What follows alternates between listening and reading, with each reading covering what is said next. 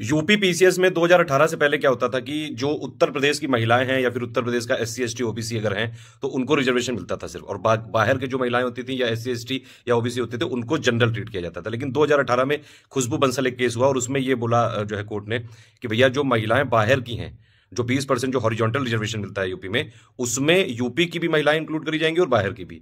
जबकि बाकी सारे राज्य में अगर आप देखेंगे तो वहां पे थोड़ा सा तो ये अपने जो राज्य के लोगों को यहाँ पे सपोर्ट किया जाता है, लेकिन उत्तर प्रदेश में ये कोर्ट के ऑर्डर के बाद छिन गया। अब इसके लिए जो है लगातार लड़ाई चल रही है। आयोग कोर्ट के अधीन है और कोर्ट में कुछ लोग गए हैं ग्रुप में। अगर आप लोगों के साथ ऐसा केस है, आप महिलाएं हैं और सुन रही हैं मुझे, तो आप लोग इन लोगों को ज्वाइन कर सकते हैं।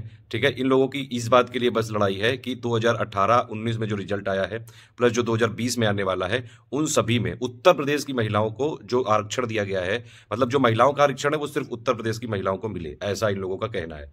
ठीक है, बाकी सारी चीजें कोर्ट में चल रही हैं। और ये वाली बात जरूर है कि जैसे एमपी जो राज्य है वो अपने स्टूडेंट को थोड़ा सपोर्ट करता है, वहां को चाहता है कि एमपी पीसीएस में जो है एमपी वाले ही लोग आए। राजस्थान में भी यही पॉलिसी चलती है, हरियाणा में भी चलती है, ज्यादातर जगह चलती है ये। तो ऐसा उत्तर प्रदेश में भी होना चाहिए। 23 करोड़ की आबादी है उत्तर प्रदेश में। सिंपल बस यही डिमांड है कि भैया जैसे अगर आप उत्तर प्रदेश के एससी एसटी ओबीसी हैं तभी आपको यूपी पीसीएस में रिजर्वेशन मिलता है कि नहीं, वैसे ही अगर आप महिला हैं और उत्तर प्रदेश की महिला हैं तो ही आपको जो महिलाओं वाला रिजर्वेशन है यूपी पीसीएस में और बाकी जो यूपी में है उनमें तब मिले। लेकिन अगर आप बाहर की महिला हैं तो आपको एज ए जनरल ट्रीट किया जाए। बस ये लड़ाई है, इसको प्लीज किसी भी तरह से घुमाने फिराने की जरूरत नहीं है।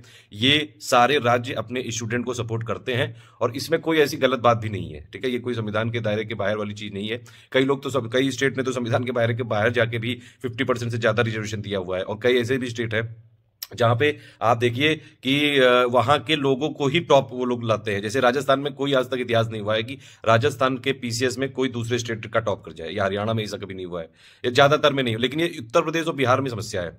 उत्तर प्रदेश में क्या है, हरियाणा के लोग टॉप करते हैं, बाकी राजस्थान के भी आ जाते हैं, हर जगह के आ जाते हैं।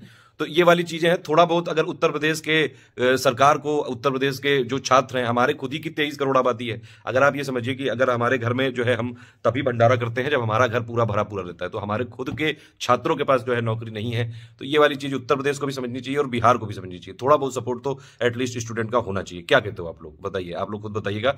नीचे कमेंट में डिस्कशन कर लीजिएगा आपस में। एक कुछ ग्रुप चला रहे हैं, कुछ महिलाएं चला रही हैं, उन लोगों का ये कहना है कि अगर मैं आप लोगों से बोलूं तो ज्यादा से ज्यादा जो लोग इस बात को सपोर्ट करते हैं कि जो महिलाओं का हॉरिजॉन्टल रिजर्वेशन है 20% वाला, वो सिर्फ उत्तर प्रदेश की महिलाओं को मिलना चाहिए। अगर आप भी इस बात से सहमत हैं तो प्लीज कमेंट में उन लोगों से डिस्कशन कर लीजिए। एक कोई व्हाट्सएप ग्रुप बनाया गया है, ये लोग वैसे भी केस तो चल ही रहा है, उसमें यह है कि जितने नंबर ऑफ पिटिशनर ज्यादा होंगे तो केस मजबूत होगा। ठीक है, और अगर आप देखिए, मैं किसी से भी कोई डोनेशन, चैरिटी, खैरात ये सब नहीं मांगता हूं, लेकिन अगर आप लोग आपस में खुद ही अपने कंसाइंस, अपने डिस्क्रिप्शन के हिसाब से समझें कि वो ग्रुप ठीक है, वहां पे जो है सारी चीजें जो पर्पज है उसी के लिए पैसे जो है दिए जा रहे हैं, अगर आपको लगे तो आप वहां पे कंट्रीब्यूट कर सकते हैं। वॉलंटरी है बिल्कुल ये, वरना आप एटलीस्ट मोरल सपोर्ट देने के लिए वो व्हाट्सएप ग्रुप जरूर ज्वाइन कर सकते हैं। आपस में नीचे डिस्कशन में जो है आप बातचीत कर सकते हैं। ऑल द बेस्ट है, जय हिंद। कोई और चीज हो तो बताइएगा।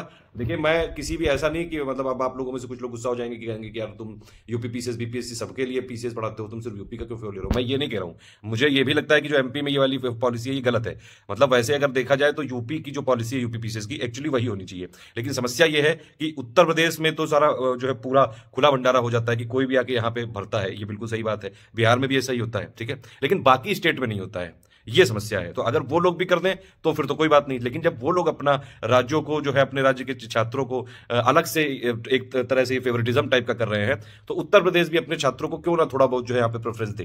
क्यों ना उत्तर प्रदेश की सरकार भी उत्तर प्रदेश के छात्रों को थोड़ा सा यहाँ पे सपोर्ट करे, एटलीस्ट कम से कम। बाकी देखिए, कोई किसी को फॉर्म भरने से नहीं रोक रहा है। बात ये कहा जा रहा है कि उत्तर प्रदेश के जो बाहर के लोग हैं, ठीक है, उनके लिए उनको सिर्फ जनरल माना जाए, जो रूल होता है जनरली।